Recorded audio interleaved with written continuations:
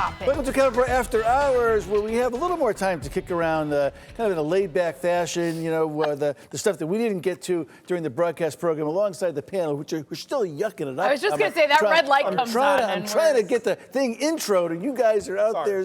We follow our leader here. Brandon McGee. Joe A to Z, yes. Lizzie, Johnny Mac, right? We're all a trained professional. You've done an excellent job. Trained professional. We talked a lot about Ben Proto, pizza, Jersey Mike's in the broadcast show. We're going to give Proto a little bit more love on this on the after hours. Besides pizza, he talked about the economy and affordability in Connecticut. Let's watch that clip, and then we'll talk about it on the other side.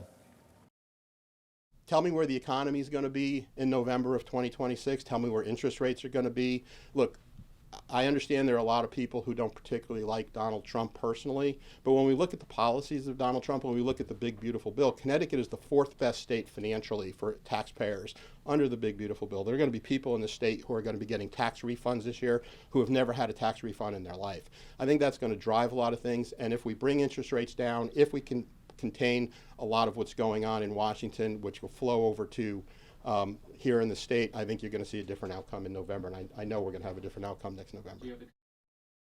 He is sticking to his message about affordability, and I read this interesting article, I think it may have been in Politico, that said the Democrats should heed that and stop making Trump the issue continually in all these elections. Trump. It seems to be more than Trump they need to be talking about. We'll get the Republicans on the other side. What do you guys think?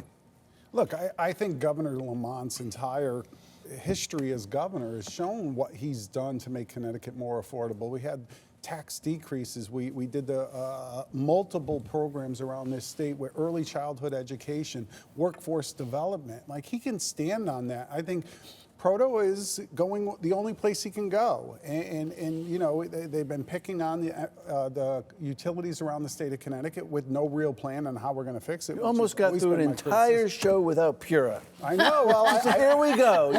You're dragging us down, baby. Well, the reality is we get frustrated when we open up our utility bills, and only a small portion of it do our local utilities or Pura even have control over. You have the public benefits on there. We got to talk about that. Those were state initiative programs that we passed in the General Assembly that added onto the bill. If they're important, which I believe they are, we got to start paying for those. Well, I'm glad that you brought up utilities, because I think that actually is the central affordability factor when we're talking about this election, and it will be a referendum but they've been talking on Ned about Lamont's failure. Since Dempsey. Well, since Ribicoff. And by the way, we've been talking about affordability for that long as well, right? I mean, Connecticut is notoriously unaffordable. Right. I mean, if I'm paying this much money for electricity, I'd rather live on Maui and pay it there. I honestly think might be Proto less would expensive be a great Ned Lamont campaigner. Yes. I mean, he's literally, his messaging supports all of the progress made within our economy here in the state of Connecticut with Ned Lamont at the helm. The other piece, and you mentioned the Dems always mentioning Donald Trump. It's kind of hard not to mention him when you talk about policy and you talk about a lot of our state officials who support Donald Trump and his policy stance. And it is a lot of rhetoric, but it's real and it has great impact. And so while we may need to turn the corner slightly coming up on midterms, it's still difficult to not mention our president who continues to perpetuate a lot of bad policies. Yeah, I don't think Ned Lamont is making the same mistake the Democrats made in the last national election. Indeed. Democrats told us the economy was great. Inflation was over 9%. They ignored, they were gaslighting America, and Americans were saying, no, it's not great, we're not doing great. But when Ben talks about what I think we could fairly say is the Trump economy, it's a president's economy, whether it's accurate or not. Yeah. The better the Trump economy is doing for Connecticut, the more that helps Ned Lamont, because people are doing better in Connecticut. Yeah. So I hope the economy is doing great in 2026. If that helps Ned Lamont, it is. I think for Republicans, they're going to have to focus on energy costs. That's going to be the primary driver. But even in his first speech after he was elected governor, Ned Lamont talked about making Connecticut affordable. Yeah. And he's cut taxes for people in the middle class. So those are going to be very tough things for Republican argument. But just one more thing on the energy side, just reading the other day that, Save the Sound, other environmental organizations in the town of Brookfield want to block expanding a natural gas pipeline, not adding more pipeline, but just fixing and expanding the capacity of the pipeline. Lamont has been open to that in face of the environmentalists who are opposing it. So I think he's really sort of cut a very good middle ground on expanding natural gas, but yes, we want wind, we want solar, and we want nuclear. Right, guys, in the water is wet category, I guess William Tong went to East Hartford at the place where John Larson grew up, was a Mayberry Village, and endorsed him. Hey, watch this. I don't have to guess what John Larson is about. I don't have to guess what this campaign is about. It's about the people that live here. It's about the people that fight for every inch, every single day. And why are these cuts taking place? For what reason would you be denying people SNAP benefits and throwing 20 million people, seeing 20 million people's insurance prices double and 15 million people approximately being thrown off insurance so that billionaires could get a tax cut? Going full DeBella these days, huh? Come on, I wonder who has whiter hair. Him or Billy DeBella. We got to put this clip out there just so we can segue into the first congressional district race. We got a lot to talk about. We got Jillian Gilchrist. We have Luke Bronin, and we also have, we were talking about, you mentioned Elliot. Fortune. Yeah, who else? Ruth Fortune, right. I mean, I think the big news sort of to come out of this first congressional district recently is that Jillian Gilchrist said she's not running for re-election as a state rep. She's 100% in. Now, she hasn't been able to raise the money. And I think, as we all learned, there has not been a congressional incumbent in Connecticut in the last 50 years to face a primary. But if she controls that West Hartford delegation, that's pretty potent. So I think money or no money? I think if she and Luke Bronin are in the primary, she helps John Larson, because the anti-Larson, we want someone younger, could be split. I do think the more I'm seeing this, Luke Bronin in his time as mayor made a lot of good friends around the greater Hartford area. He went to a lot of political events in the off-year elections. He isn't the type of person who just stopped in, got to say his few words, and left like a lot of politicians we know. He actually stayed and earned a lot of credibility. I think I would be a little bit worried if I was John Larson. It's really encouraging to see the likes of Ruth Fortune, a female of color in the race running. I don't think we've seen any congressional folks of color. Maybe on the Republican side we have. Gary Franks. Yes, right. But Johanna Hayes. Well, I'm saying years ago. Right. Yes, Johanna, we love you. But one of the things that is really interesting to me when you talk about Luke Bronin, who was my mayor in the city of Hartford and did a great job, he kind of pissed a lot of people off during his first term when he was trying to, preach this whole, what's the word Brendan Sharkey would always Regionalism. use? Regionalism, There you yes, go. he did. Right? And so a lot of our greater Hartford residents, they might remember that, right? And so I was thinking through some of those, but you're right in your assessment in terms of, the anti-side, and even Josh Elliott may not be stepping away completely, but still teetering around this run for governor. So it's going to be really interesting to hear from our youth, our younger voters, with respect to this entire landscape of folks running for Congress. Well, and that's where I feel like Jillian Gilchrist will have a leg up, right? Yeah. And I think one of the things when you look at the bigger picture here is Luke Bronin was running for governor until Ned Lamont squashed that dream. He's still running. And so, correct. And so I think that there are a lot of people who look at him and go, this isn't really what you want to do. This is a stepping stone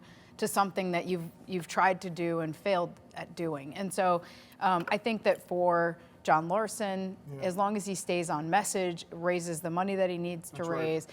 Luke Bronin's not really been on the other side of a nasty Democrat fight in terms of, I'm very aware of what Democrats in DC are capable of doing in a campaign.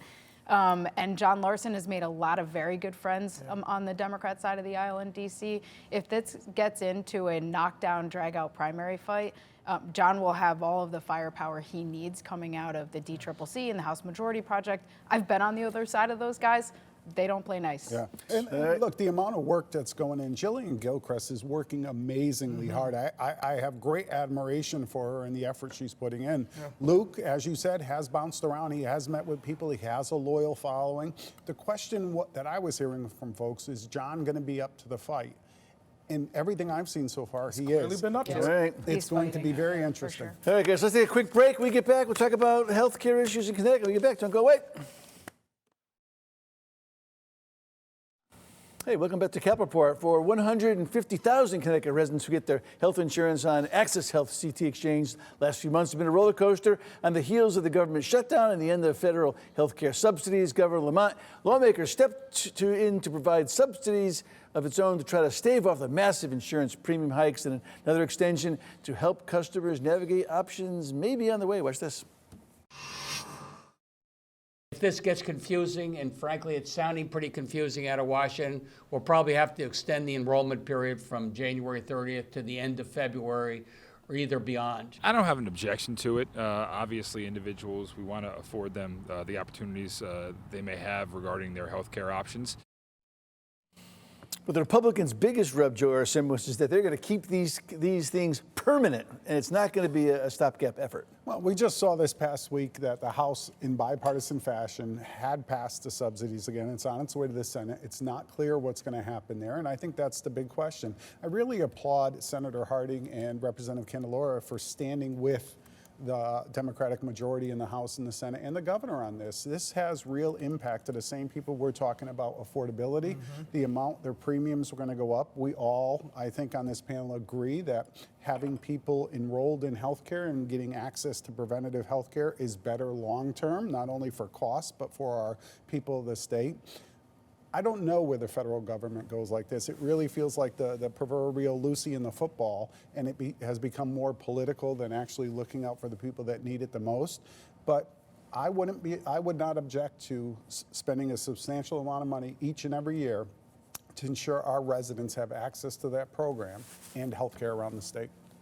Well, I think I think we're going to see out of Washington some extension of the ACA premiums, a year or 2 years. There's going to be, new stuff around health savings accounts and other changes. One of the things we have to talk about, and I think, Tom, I think you're right. I think the Republicans and I think the governor's concerned that some of this temporary extension tends to be permanent extensions. One of the things, just one little part we know about the Affordable Care Act is when the premiums went up, even people with employer-provided health care chose to go on the ACA. Yep. That was not the point. Yeah. And so I think they need to make that very tough conversation. This isn't just, free, cheaper health care for everybody because it's paid for by all the citizens. Again, I go back to what we've talked about before, and I oppose it. Democrats, a lot of them support it. I think a lot of Democrats want national health care. I think that's the wrong way for our country to go. And I do think the Republicans in Washington have some good ideas of tweaking the system beyond just continuing to add subsidies, because as we know, all those subsidies just go to the insurance companies. I mean, I think there should be a national health care, and we can debate that at another time. But even more of a reason why Ned Lamont is who he is, and he is ahead in every poll throughout this country, is being proactive in ensuring that the residents here in Connecticut have a safeguard with respect to health care. This idea of permanent, fixing the budget, I'd say for the next 4 years, it should be there. At what cost, I'm uncertain on that, and we'll defer to the legislature and the governor on that. But I just think now there is a level of ease and relief knowing that there is a glimmer of light, at the end of the tunnel. But I'm cautiously optimistic on this. All right, guys. Well, congratulations to the newest state representative in the legislature, Iris Sanchez, guys. Yeah. A whopping from New Britsky, 154 to 180 in the hardware city, guys. That's like there's I think like probably Staples High School in Westport, senior class president, student government has a bigger election turnout than that, well, right? I think there are red flags all around, which we talked about obviously on the program. I think that the Democrats ought to be concerned too, right? Yeah. I mean, this is a turnout problem. And, when you're looking at those numbers, I think it becomes very disheartening. I mean, special elections, and I agree with you, special elections are not always the easiest. When, it's a timing thing, you're trying to get people out, folks in the community are like, what the heck is going on here? Is there an election? So kudos to State Rep-elect Iris, on running a campaign. But you're right, as we prepare for a midterm, Democrats, what are we doing to send out a message to say, hey, we have an election coming? Well, and that's the big thing too, right? Because this is a Democrat district, right? 4-1 Democrat voter registration. So you would expect a higher turnout on the Democrat side. And Republicans, to be clear, and I want to give a shout out to the Connecticut Young Republicans who really put a lot of work in, and their effort doesn't show here, which is why I think the alarm bells are higher, right? But we have other special elections still to come in more favorable districts. Talk about that. That's the contrast, right? We're going to find out in more favorable districts. We're going to find out in less than a month a large suburban town, your hometown, my former hometown, Fairfield. And what is their turnout versus an urban center? And I think you're going to see a much higher than usual turnout in Fairfield. And I think that speaks to the larger thing. Almost 4 years ago, we saw Ned Lamont spend inordinate resources in the suburbs to get out the vote, when traditionally and Dan Malloy, Bridgeport, Hartford, New Haven, Bridgeport, Hartford, New Haven.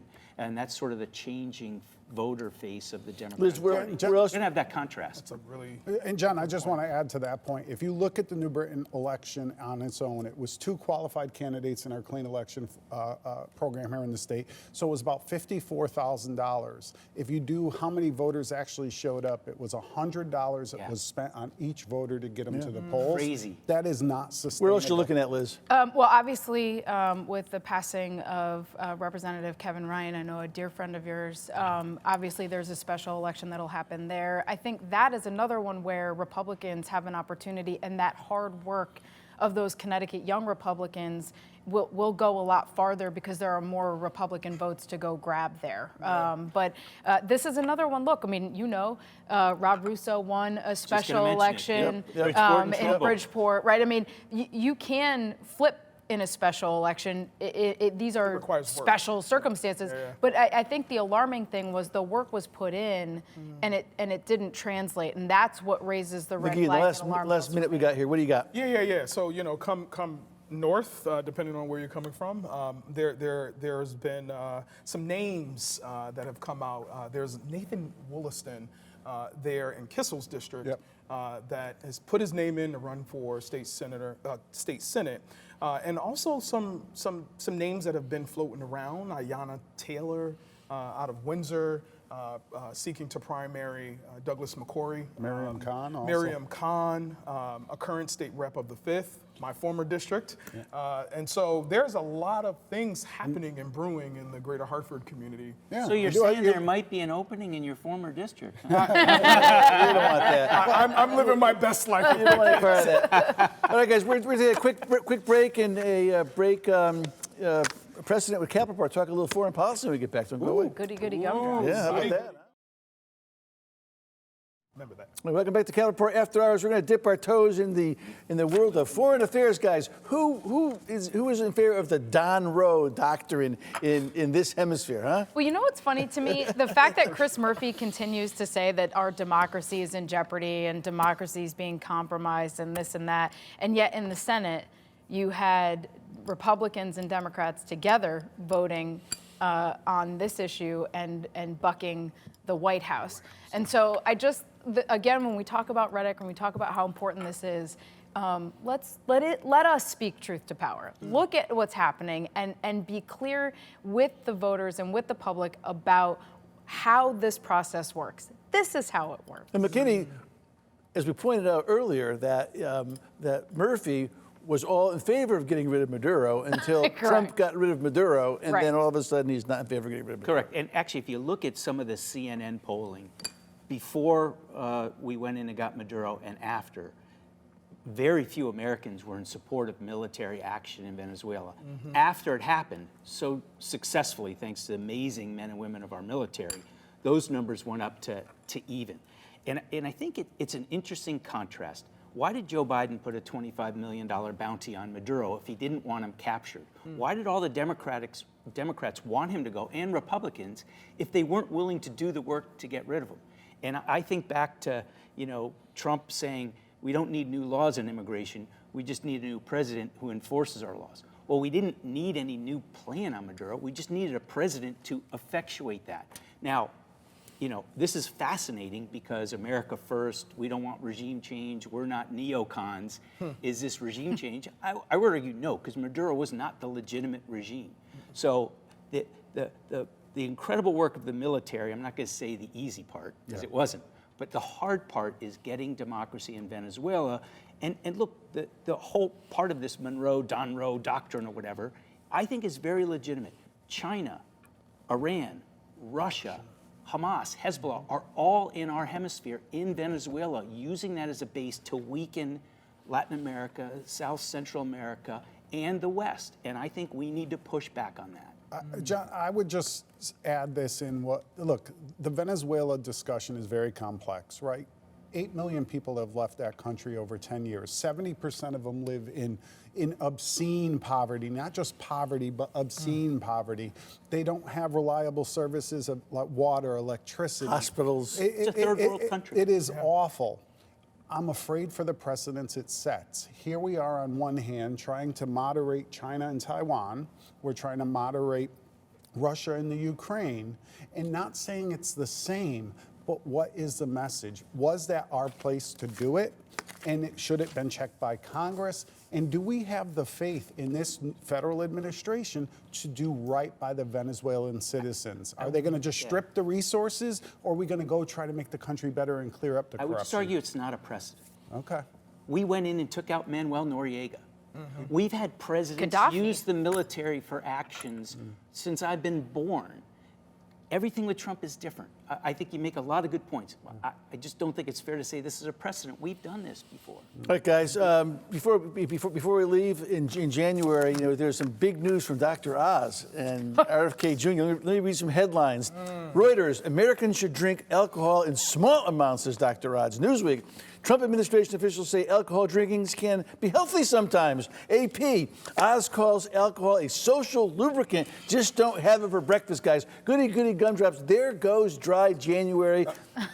I'm disagreeing with them. I'm getting my vaccines, and I'm not drinking. Good, yeah. All I know is, Vaccines, yeah. my wife and I took a great trip to Italy, and they smoke cigarettes, they drink red wine without sulfites, and they live to be 105. Right. So listen, there you go. in take moderation. the stuff out of our food. I stick to fridge steaks, Diet Cokes, and especially those from But McDonald's. the best thing is they put that food pyramid and they did it upside down. And don't- Finally, they're talking about processed foods, Yes. processed sugar, bad. We've been bad. talking about this for And don't go to McGee's house. He's a vegetarian for dinner. We don't want any part of that. Pescatarian.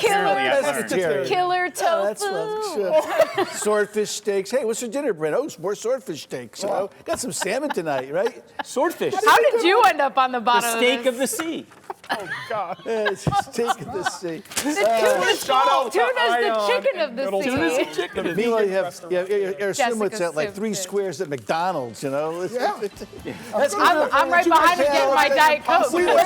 Sandwich at Starbucks. Let's see it. Come on, McGinnis. Gotta stay caffeinated. You got this. No, he couldn't. what's He wrong with was. It like Are you that? swayed What's to the his name? side. Loop from. Right.